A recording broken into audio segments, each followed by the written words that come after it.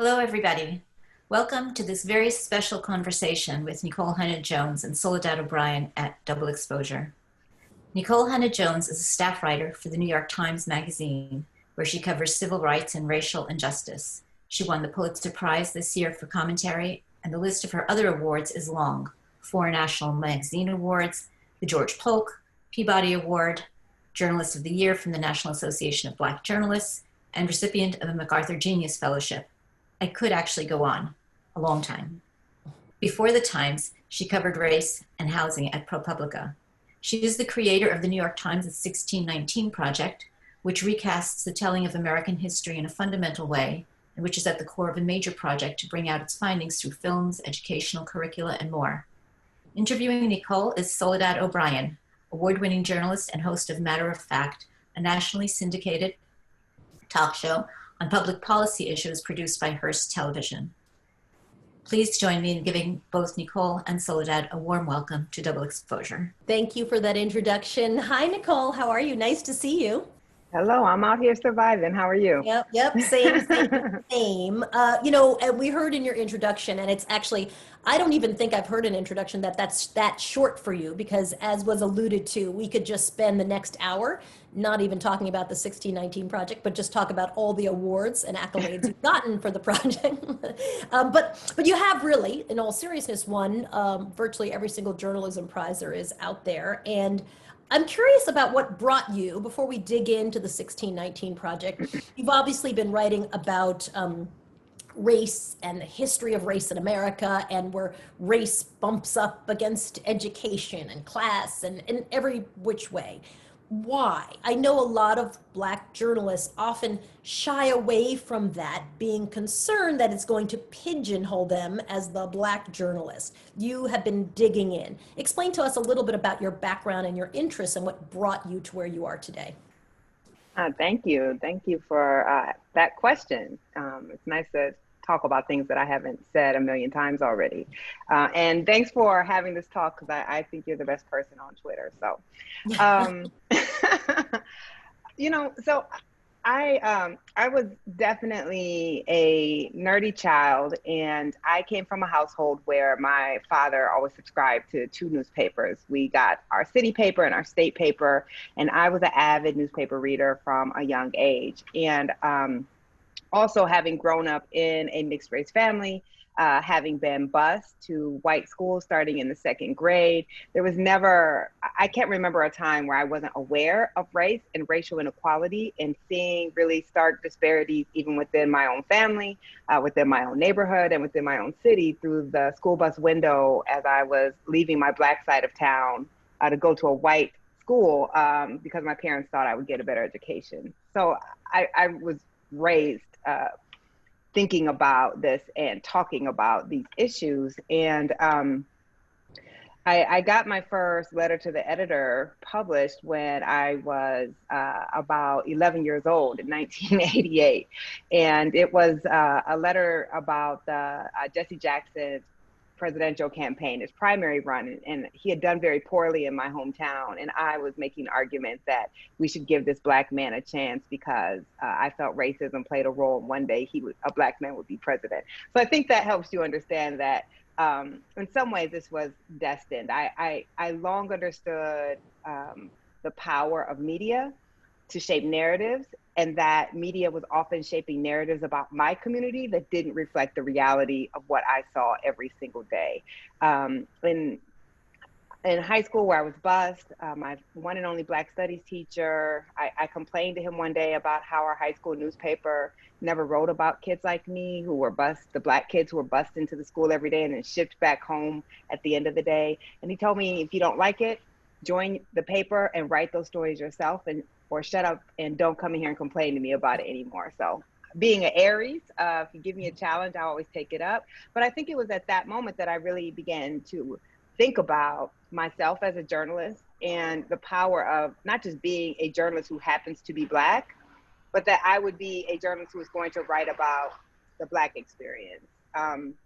So when I decided that I wanted to pursue journalism as a career, I always knew I wanted to write about race. It was the only reason that I wanted to become a journalist. I didn't want to become a journalist because I just wanted to write or I just wanted to report. I very specifically wanted to write about Black people, and I wanted to write about race, and was often discouraged from doing that.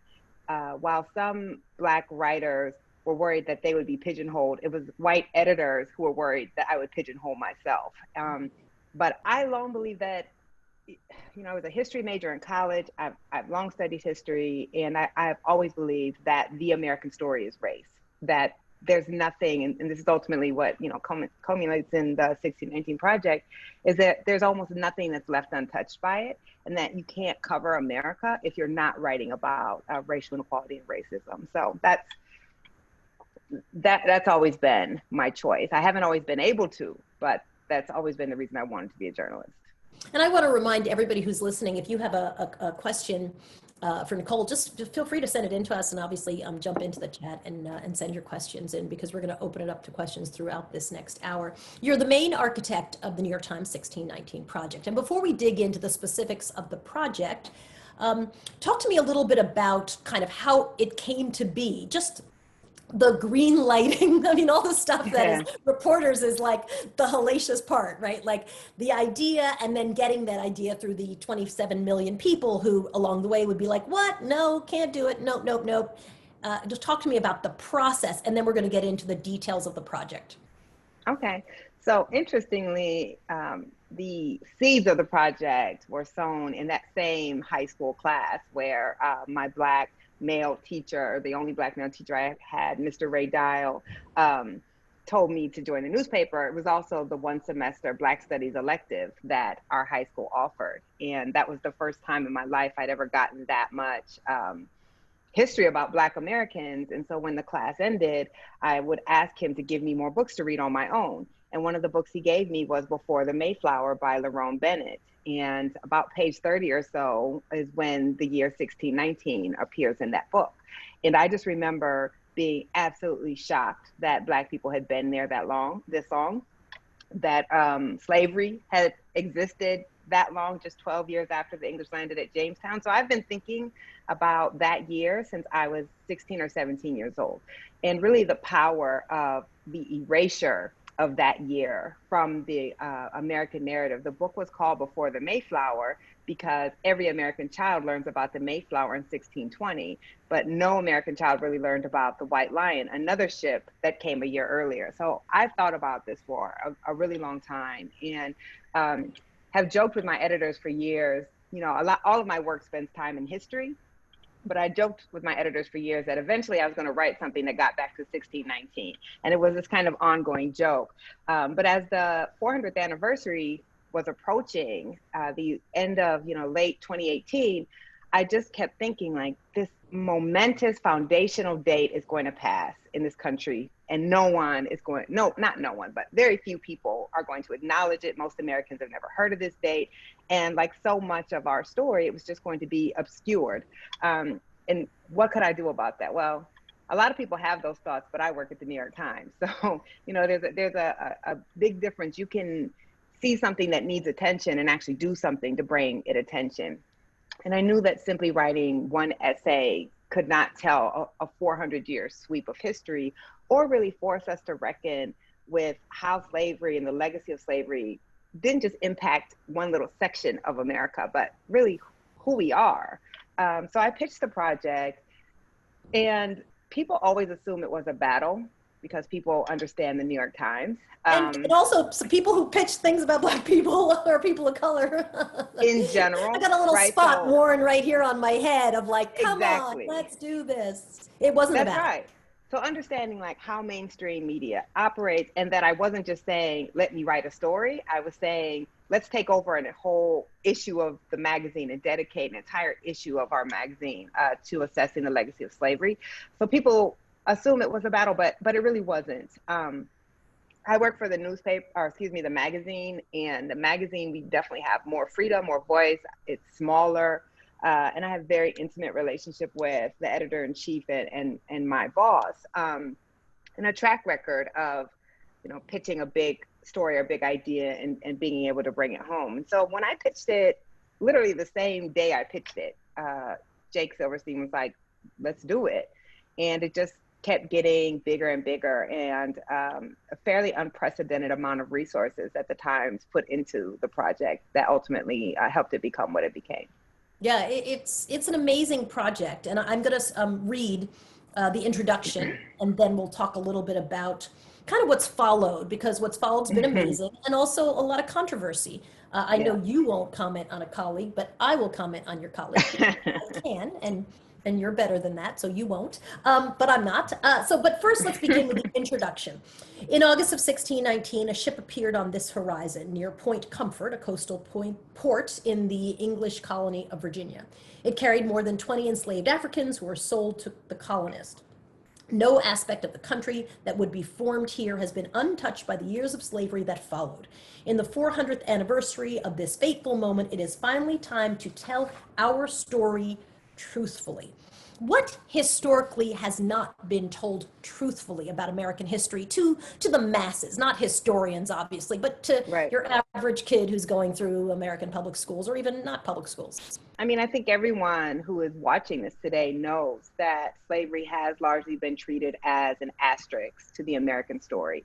We hear almost nothing about slavery at the period of the Revolution, even though 1/5 of the population was enslaved at the Revolution, even though the architects of our society were all enslavers. They made their wealth and got their power from being enslavers.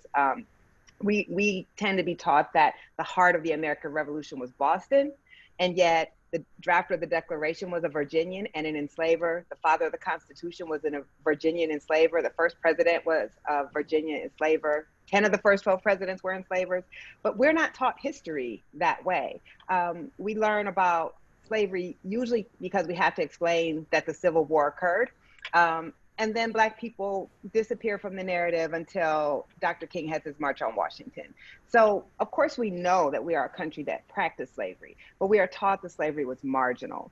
And that's just not true. In the original draft of the Declaration, Thomas Jefferson actually talks about slavery because enslaved people are rising up against the colonists and fighting, many of them on the side of the British, to get their freedom. They are engaging in insurrection, and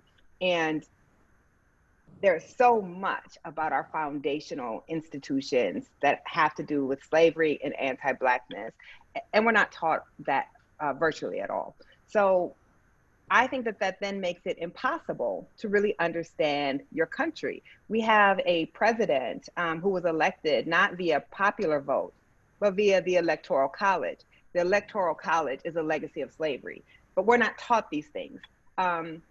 So what we were really trying to do is, of course, not argue that we had discovered new history that had never been told before. We were popularizing history that has existed largely in history books that history nerds read, but that most Americans don't engage with.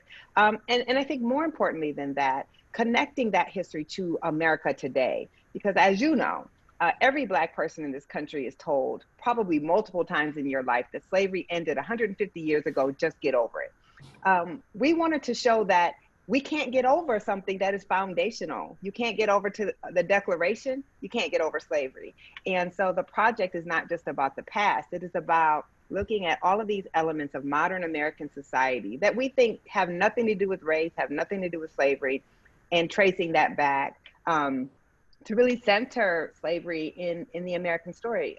Historian David Blight, who won the Pulitzer for his biography on Frederick Douglass, said that there has only ever been 5 real slave societies in the history of the world. And a slave society, not just being a society that had slavery, but societies where the laws, the custom, the culture were based on slavery. And the American South was one of those. We're not taught that. And the American South includes Virginia, which is where many of our most important founders come from. We're going to talk next about the controversy, but clearly the controversy comes from that we have been taught to minimize slavery so that we can espouse this narrative of exceptionalism, but we don't want that narrative of exceptionalism is that we were one of 5 slave societies. That's not the exceptionalism narrative that we want. So it's all about reframing the narrative.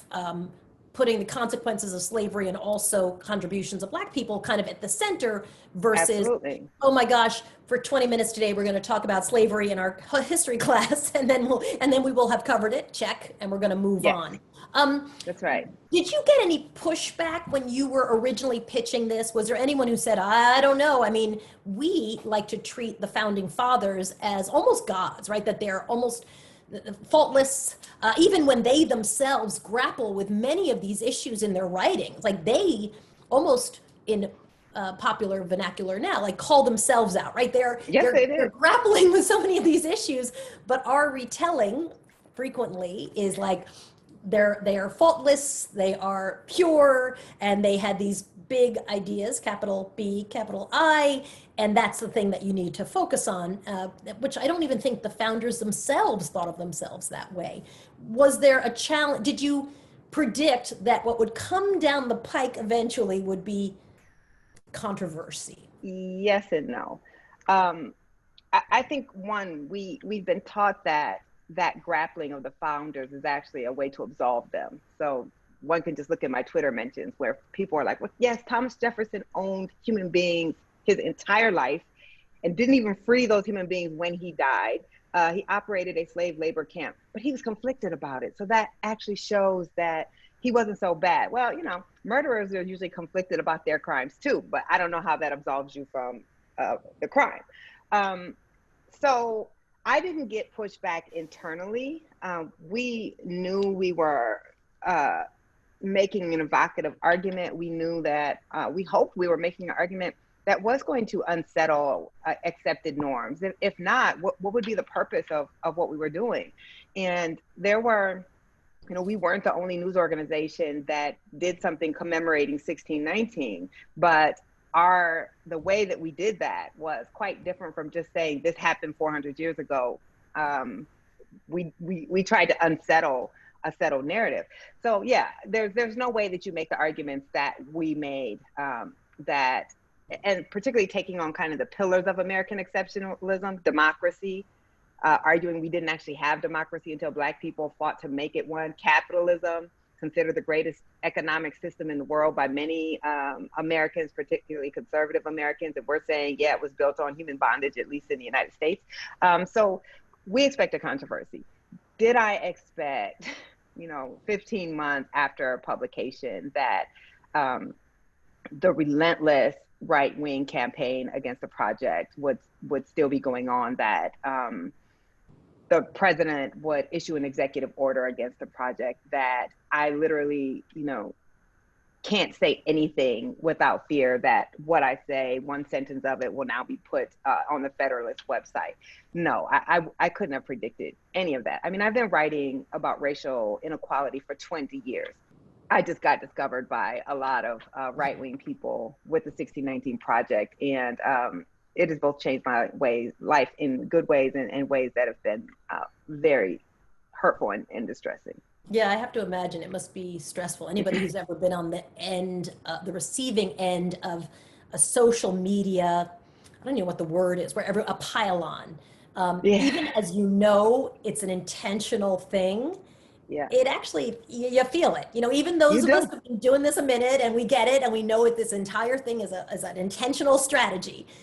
It's still really, really hard. Your colleague, Brett Stevens, now 18 months, 16 months or something after the project, decided that he would write an essay about your project. His second one, by the way. Oh, I didn't realize he had written. He wrote one when it first published too, but apparently that wasn't enough. Yeah, he's. Anyway, I will just say I think he's terrible for a host of reasons.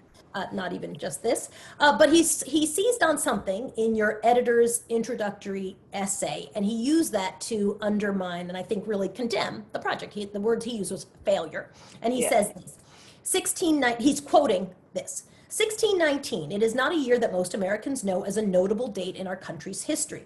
Those who do are at most a tiny fraction of those who can tell you that 1776 is the year of our nation's birth. What if, however, we were to tell you that this fact, which is taught in our schools and unanimously celebrated every 4th of July, is wrong, and that the country's true birth date, the moment that its defining contradictions came into the world, was in late August of of 1619. Is that what you were saying? Because he seems to then write this essay about how you're really saying, hey, everybody, 1776 is utterly wrong. 1619 is what we should be celebrating. It should be not the 4th of July, late August. I didn't get the sense that that's what you were saying. I thought you were highlighting a contradiction in how we Yes. think about America's founding and who we leave out. So explain to me what you were saying in that, because that's kind of the center of his complaint about your entire project. So everyone who was not being intentionally obtuse understood the argument that we were making. This is frankly one of the many contrived controversies around the project that have all been designed to try to discredit the project. We clearly, I mean, even in that editor's note, it says that 1776 is our official founding. My essay marks 1776. In fact, it says the words written at our founding were false when they were written, right? So it is marked. We clearly understand that the official recognized founding of our country is 1776. What we were making, though, was a rhetorical argument to say that actually, you read it, the contradictions, right? The hypocrisy that would dog us, that dogs us still, that has people marching in the streets right now, that has a president running on a white nationalist campaign, that begins at 1619. And how would we better understand our country if we thought about that as a founding as opposed to 1776? The idea that we backed away from that, or that we ever tried to act like, we don't need to celebrate 1619. It was a horrible thing that happened in 1619, but we do need to acknowledge it and commemorate it. But that we were somehow saying 1776 didn't matter. My essay, I think, directly says that 1619 is as important to the American story as 1776, which does not say 1619 is 1776, 1619 replaces 1776. This entire project was trying to force us to grapple with slavery. And it does matter that we decide to engage in slavery 150 years before we even decide to become a country. That tells you something about the country we would build. It tells you how entrenched slavery and anti-Blackness would be if it exists 150 years, that almost nothing in America predates that, because the English don't even colonize Jamestown until 1607. But it is one of those, and the last thing I'll say on that is the passage that they're talking about that they say we stealth edited.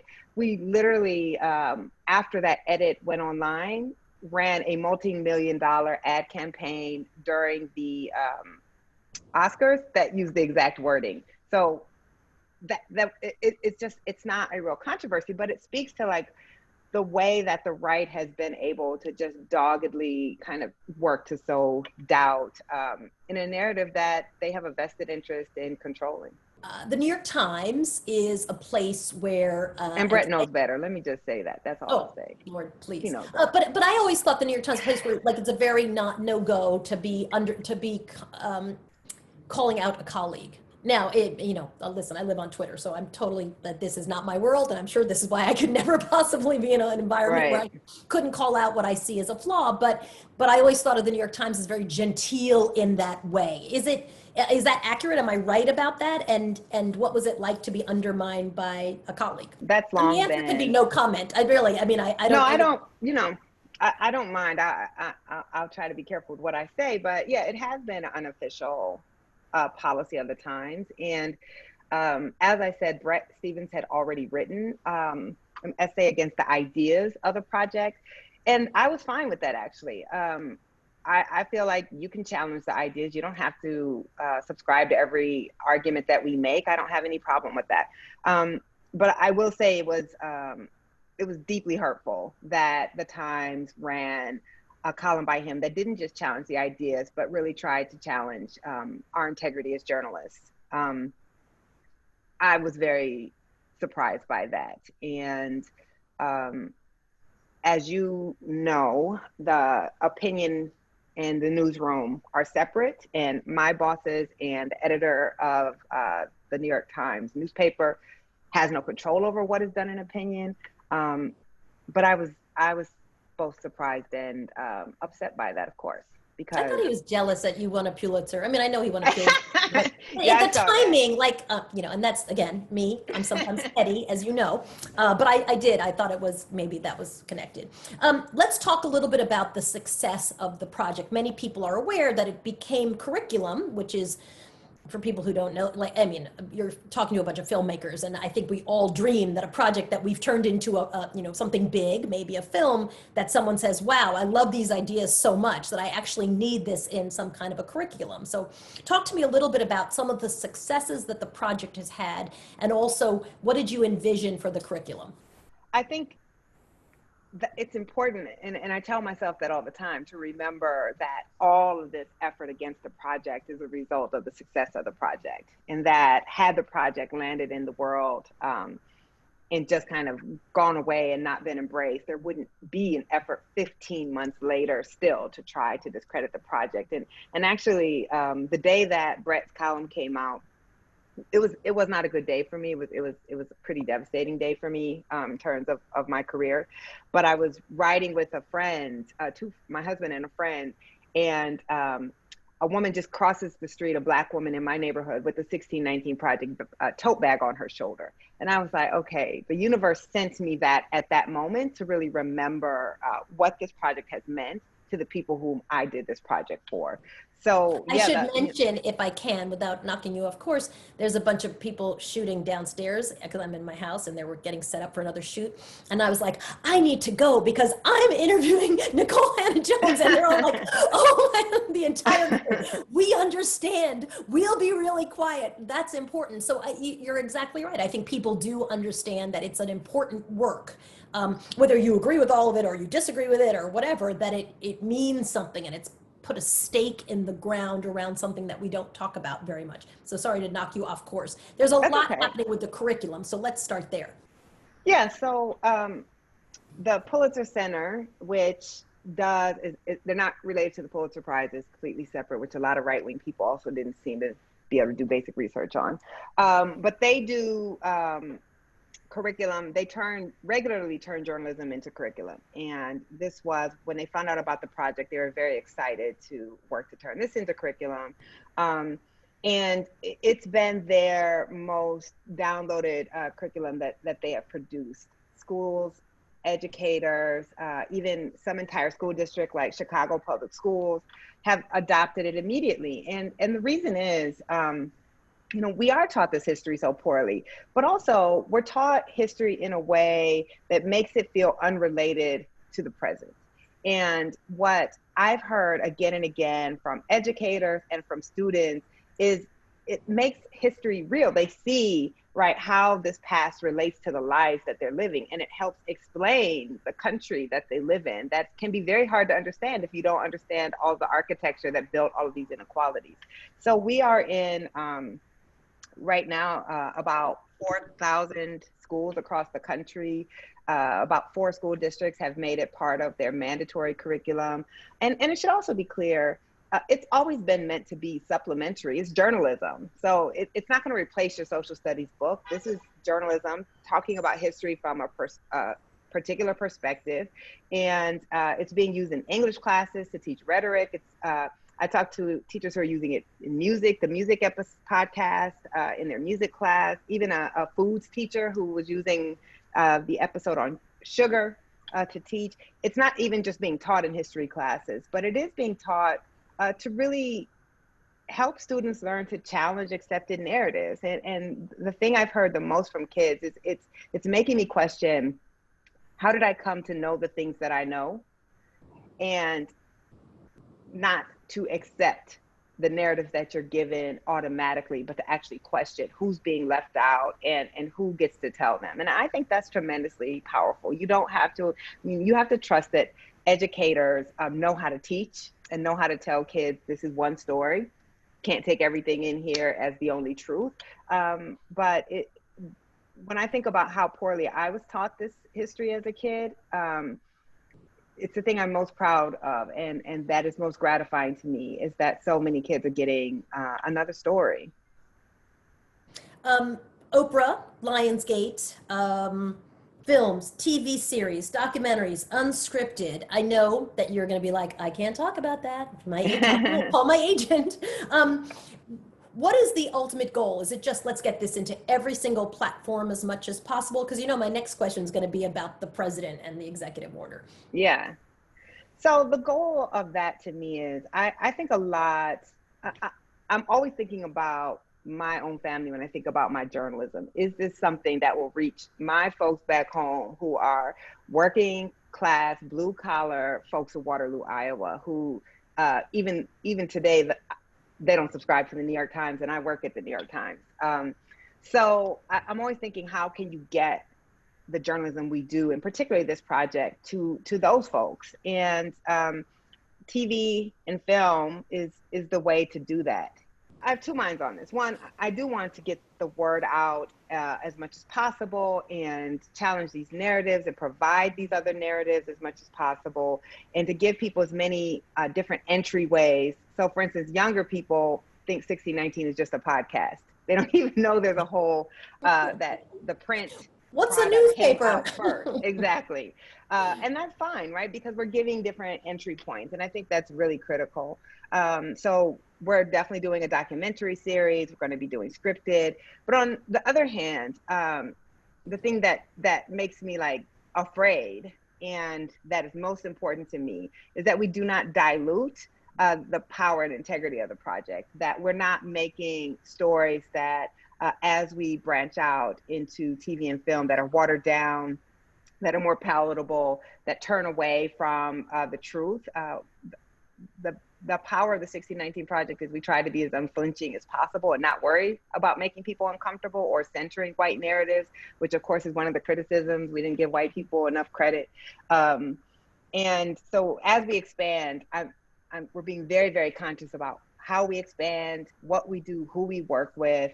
And I also see it as a tremendous opportunity to provide opportunities for Black filmmakers, Black writers, everyone top to bottom, that just as we tried to do with the print project, we will also be doing that for TV and film. Questions come in from Eric M., and this is a good time to, I think, ask it. He says, what challenges are there to building content across platforms, and how would you use the production experience of this project to plan for it on future projects? Were there lessons that were learned where you look back now and say, if I had known this was going to be all these things, whew, I would have done it differently? Yeah, I think the hardest thing is the timing, right?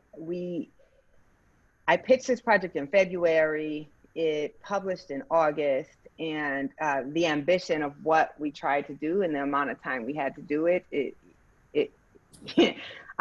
was a lot. And I just remember towards the end when we decided we were also going to do the podcast, which was not part of the original plan, I was just utterly exhausted. And I'm trying to, put the print project to bed, reading every essay, looking at every photo, looking at layout, looking at design, but also being asked to go on site and record the podcast and look at the podcast scripts. And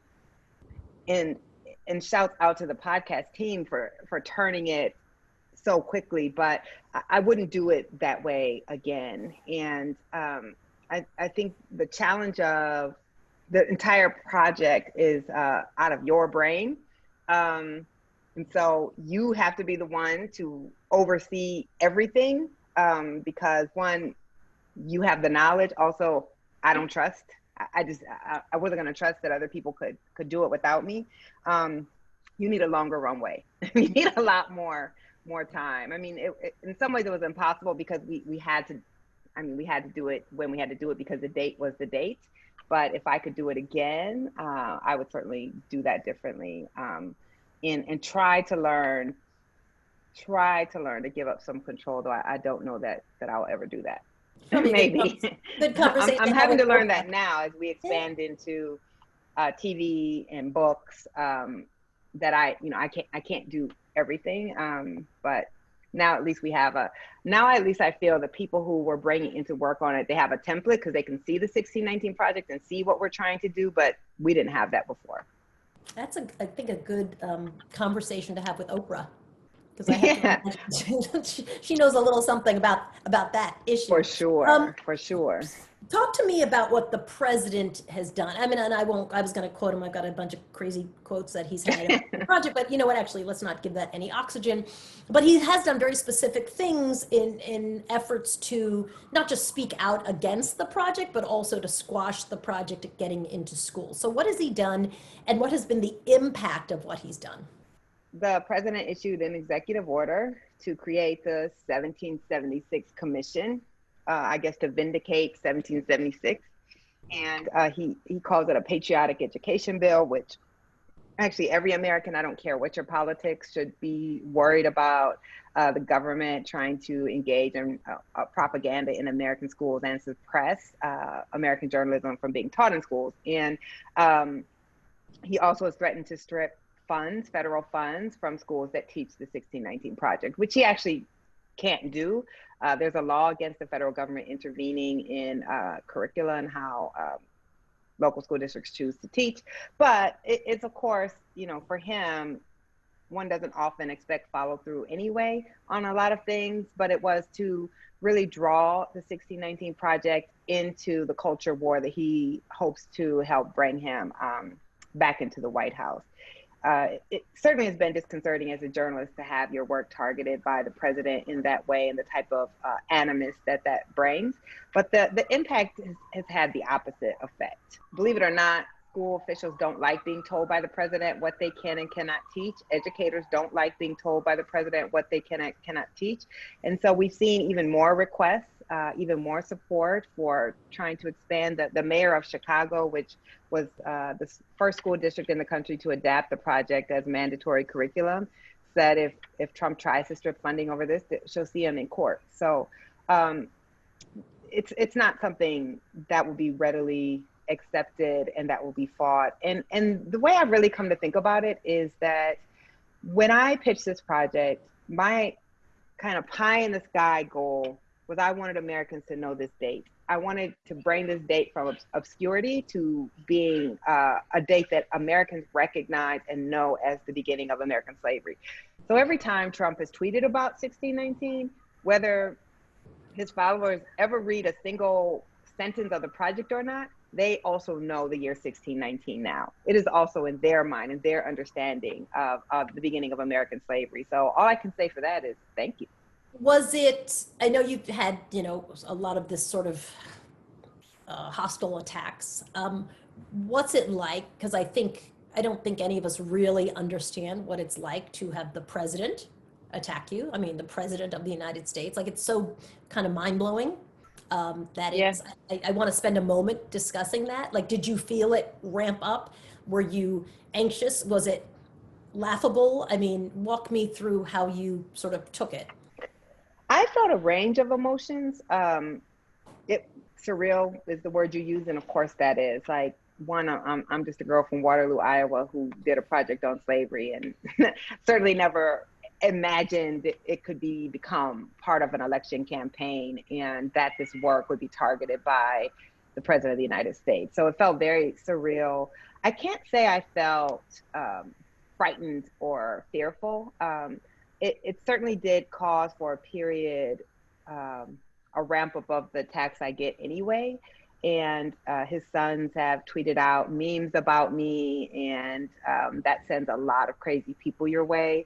But in general, it just actually made me proud. It made me proud. It made me proud that there's so much fear and worry, or that he thought that this project was powerful enough as a tool because of the way it unsettles our nationalistic narrative that he would use it. I first felt a little shocked, and then I was like, this is kind of amazing. Who would have thought? Part of the conversation that happens a lot, and I think in this, especially I think starting in right-wing media, is around these symbols, right? The date, the American flag, right? Only patriots fly the American flag. The number of times people will say, well, you know, only real Americans fly the American flag. Yeah. You know, nobody who's on the left has an American flag. I mean, all these things that are just kind of silly. And you write in your Pulitzer Prize winning essay from 1619 about your dad flying the American flag. I want to talk about that, talk a little bit about the piece of the essay where you talk about your dad, um, why he would take such care of his flag, replacing it, you write, whenever it looked like it needed a little, Yeah. wear and tear. And how you feel the flag as a symbol is being held up or honored or hijacked. I opened the piece, which is on democracy. The piece is really about the unparalleled role that Black people have played through resistance to actually turn our country into a democracy, or as much democracy as we have now. And even today, Black people are being called upon to save to save this democracy once again. And I open with the story of my dad, who was born in apartheid Mississippi, did what Black men and women disproportionately do, which is join the military. And there's a long history of Black people. We fought in every war this country has ever fought, and joined the military at the highest rates of all races, because we have long hoped that if we're willing to make the ultimate sacrifice for our country, that would prove we were worthy of citizenship. And so my dad was a Army veteran who flew this flag, and I didn't know a single other Black family who flew the flag like that. And I was, as a high school student, really embarrassed that my dad would have this kind of outward display of patriotism. When I saw the racial disparity, I saw my father, who was one of the smartest men I knew, but never seemed to be able to really change his station in life. And then I talk about how I kind of came to understand what my dad was doing. And my dad was laying claim to a country that Black people don't feel like we can lay a claim to, right? The fact that we often don't feel that we can fly a flag, or would want to fly a flag, or that we constantly having to prove citizenship in a country we've been in for 400 years, or a land we've been in for 400 years. You say something, and I was actually, the noise that you heard from me was me looking up the exact Doc Rivers quote, right? Which is this idea of Black people really love America. And I think loving America is a piece of this idea. Flag flies in my backyard, even though people tell you, it doesn't. It does. Why? Why? It's trying to claim, well, one, we don't have a choice, right? And this is kind of what I think my essay is showing, is the experience of chattel slavery was singular. We didn't choose to come here. We were forced. We were forced to lose our language. We were forced to lose any ties to a native land. So America is our native land. Every other group, even if you've been here 200 years, you could trace your last name and be like, oh, I came from Ireland. We can't do that. So because of that, it is a strange thing to, at once, this is the only country you ever know, the only language you ever know, but also be told that you're not really a full citizen of that land. How many times, I live in New York, my daughter goes to a school with lots of Black kids from the Caribbean, and they come and they, fly their flag from Trinidad, and they fly their flag from Jamaica. And yet and they were also forced immigrants, right, to the Caribbean, but we can't do that. So it really is about, Black people love this country because what the hell else are we going to do? We cannot return anywhere else. This is our land. And because of that, we have had to then try to fight to make the country live up to its ideals, even as the country has continuously rejected us. We are in a position where we don't have a choice. And I think that's what the essay is arguing. It's been amazing to say that when people have accused the project of being anti-American, and I'm like, I accidentally wrote the most patriotic thing I'd ever written in my life. And to say that people who were treated not even as human beings, who didn't have full rights of citizenship till 1968, love and fight for this country, that is an unparalleled patriotism. And I think what I'm arguing is that patriotism is not that outward, performative, I wear a flag pin every day, even as I try to deny people the ability to exercise their ballots, right? It's the patriotism that says, as Baldwin says, right, I love my country so much, that's why I criticize it. That's why I say, this is where my country is failing, and I'm going to fight to make my country. Because the founding ideas were majestic. the idea that all men and women are created equal, that we are endowed, all of us, with inalienable rights, those are goals to strive for. We just have never really believed them. But Black people didn't have a choice but to believe them. We had to believe them, or else how would we have survived? So that's the role that we play. And I've said again and again, the only way people can think that my essay is not patriotic is if you don't think Black people are Americans, because no Americans have actually believed in the ideas fervently of America more than Black people have. I'm told we're getting lots of great comments, so thank you for the great comments, but no questions. So shame on all of you for not doing questions, but that's okay. I am happy as a clam just sitting here. I wish we could do this in person over a glass of wine and just kind of hang out. I know I'm still trying to find those little cocktail things from the last time. I'm going to send you some. I'm going to send you a whole bottle. Now everyone's getting into our personal business, but yes, exactly. We have discovered a pre-made cocktail. And it has been a blessing in coronavirus, at least for me. Let's talk a little bit about education, because you obviously write a lot about education. And as you were describing that essay around patriotism, I realized often I find that people have such a non-nuanced take on education and understanding issues, right? That patriotism is the pin, and good is this, and bad is this. And it's, how do we fix that? Because I do believe those things are mined and elevated in an election year, and maybe even outside of an election year, and they become shorthand, and now you are able to anger, set a crowd out to do something without even understanding the issues. Like, very rarely do people aren't having a nuanced debate about your project, right? It's this, I mean, he uses the word, it's a failure. It's right. That guy. Anyway, so how do we change that? Do you see that? Are you hopeful that those changes come? Is it a lost cause? I think social media has has exacerbated it, because people are clearly now just reading and seeing and being affirmed in whatever it is that they already believe, which has kind of always been the case, but it's worse. It's worse now. So I don't know if I feel hopeful. What I understand is what bothers people who are bothered by my project so much is the same thing that attracts people who love the project, which is this unsettling of accepted narratives. And it is, you know, when I talk about that moment in high school when I come across the date 1619 as this kind of lightning bolt moment, it's because it unsettled something in me where I had thought Black people hadn't really contributed that much because we were never taught that Black people had done anything.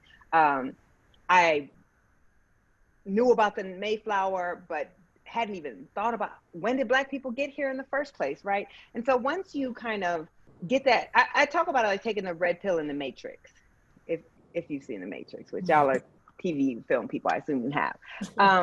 That once you kind of start to, if you're exposed to that coding of what actually constructs your society, and that it's not what you thought it was, and things aren't as you have been raised to believe, I think it can be hard to go back. I think it can be hard then to just swallow other narratives. And I think that's the power of what we did and why people are unsettled in ways good and bad. And the more we see that type of work, I mean, look at something like Watchmen, which is ostensibly, you know, it's like this kind of superhero narrative. And yet that's the first time millions of Americans ever heard of Tulsa and are searching like, oh shit, how much of this stuff is true?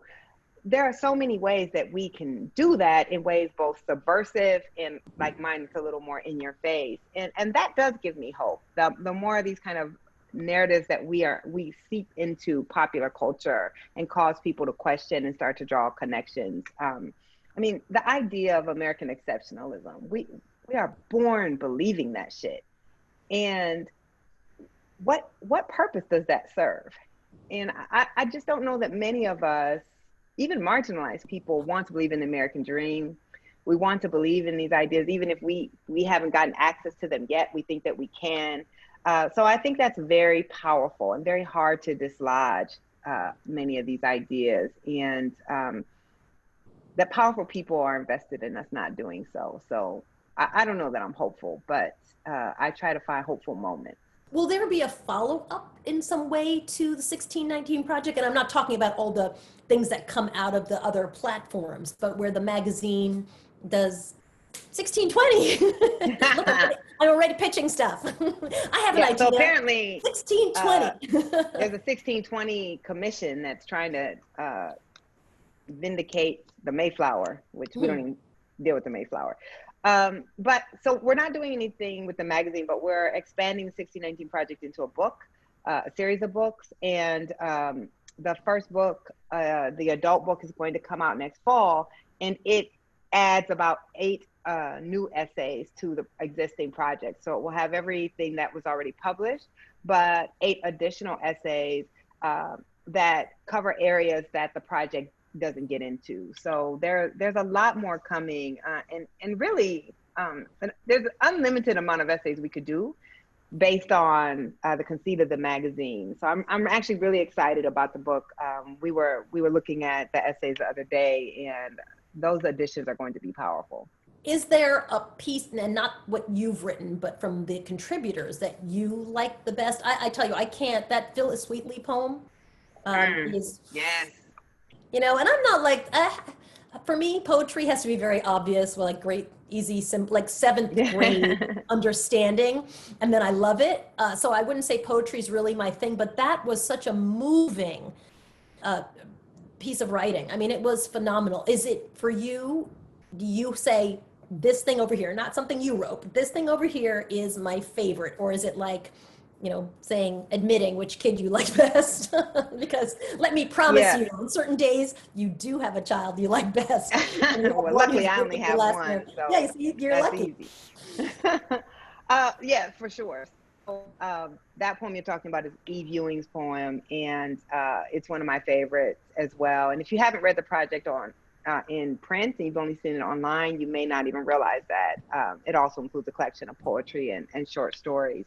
And Barry Jenkins, the filmmaker, actually wrote a poem in there about slave insurrection, Denmark Vesey, that's also, the first time I read the draft of that on the train, it made me cry. So I love that, those parts of it. In terms of the essays, though, the essay on capitalism is probably my favorite essay in the whole piece. Matthew Desmond, who also won a Pulitzer, he is a sociologist at Princeton who's written a ton on evictions and really what it's like to live below the poverty line. But he did this amazing essay on capitalism and how a brutal form, particularly brutal form of American capitalism has its roots in slavery. I love that essay. And then on the podcast, Wesley Morris's episode on music is just one of the most beautiful things I've ever heard. I love that podcast, that episode. If you haven't heard it, you should listen to it. And his essay and podcast episode were so important to me because so much of the project is just hard. It's devastating, it's painful, it's brutal. And his essay, which basically argues that all American music is Black, just as almost all original American culture is Black, it sonically takes you through every range of human emotion in such a beautiful way. So that's my favorite. We got a question, and I think we're going to have time. Finally. A little bit of a, I know, right? For filmmakers. Come on. I'm going to read this question. It's a little bit long. It's from Natalie. And then I think we'll have just enough time for you to answer it because it's a bit of a long question. Okay. In light of what you often assert about the unsurpassed patriotism of Black Americans because of our determination to make this country live up to what it professes to be, what would you say to the many Black folk who seriously consider leaving the country because of the continued oppression and violence of the anti-Blackness in this country? I would say I understand that instinct, and that there has always been a faction of Black Americans who have left or desire to leave. It happened during slavery. It happened with the colonization movement after slavery. Certainly has happened with Black expats like W.E.B. Du Bois. So I get the instinct. And I have said, at the end of slavery, when a group of abolitionists and Abraham Lincoln are trying to get money to ship Black people out of here because we were never supposed to exist in America as citizens. We were only ever supposed to exist here as exploited labor. That the least logical thing in the world was for us to stay. There was no reason for us to stay here. Logically, there was no reason for us to ever believe that a country that would treat you as property and buy and sell your children and torture you to death would ever treat you as a fully human being or give you full access to your rights. So yes, I get that inclination. With that said, there are 40 million Black Americans. Many, as you probably know, most of us have close to zero wealth. It takes the wealth of 11 Black households to equal the wealth of one white household. We, besides Native people, are the most heavily impoverished group in this country. So I feel like for those of us who can leave to leave is an abandonment. It's an abandonment of our people who never will be able to. It is a giving up on the rest of our people. And I won't even leave the Black neighborhood. I won't even leave the poor Black school. So I understand it, and I don't want people to take my claims on patriotism are claims on the country that Black people built and strive for. They are not the claims on this settler colonial empire that we live in. But I just don't morally think that those of us who have been lucky enough to use the struggles of the enslaved, the struggles of those who fought through racial apartheid to gain success, then take that success and use it to abandon the rest of our people here. So I have time for one little tiny question, which is there anything as you look back on the project that you wish you'd put in? I mean, obviously these things, right? You start with a massive list of things that you want to do, and then you start culling them out because you can't fit everything in. Is there something you look back and say, you know what, I really wish we had done X? Yeah, for sure. And we had, the project was limited both by time and by the amount of space we could have in the magazine. We doubled the size of the magazine for this project with half the ads because a lot of people were afraid to purchase ads in an issue on slavery. And we just ran out of room, we ran out of time. The good thing is, though, we're expanding with the book. So the areas that I felt were holes in the original project, we will fill in now. So probably the biggest hole of all was that we didn't deal with settler colonialism, and we didn't deal with the people who were here before any of us got here, and how Europeans are taking and stealing native land. And I wanted that to be an original project. I just couldn't. I didn't know enough myself, and we didn't get the right idea to make it fit with the conceit of the project, which is not about Native people, it's about slavery. But there will be an essay in the book dealing with that. And this isn't a regret, but it was a hole that I knew and that was intentional, but now that the project is out, we will fill, which is we don't deal with diaspora. So the project doesn't deal with what was happening with slavery in the Caribbean, doesn't really deal much with Africa. I very intentionally wanted this project to be about America and the Black American experience, but understanding that we should at some point deal with the diaspora. And so with and engage the diaspora, because of course what was happening in America was being impacted and impacting what was happening across the Caribbean and South America, Central America.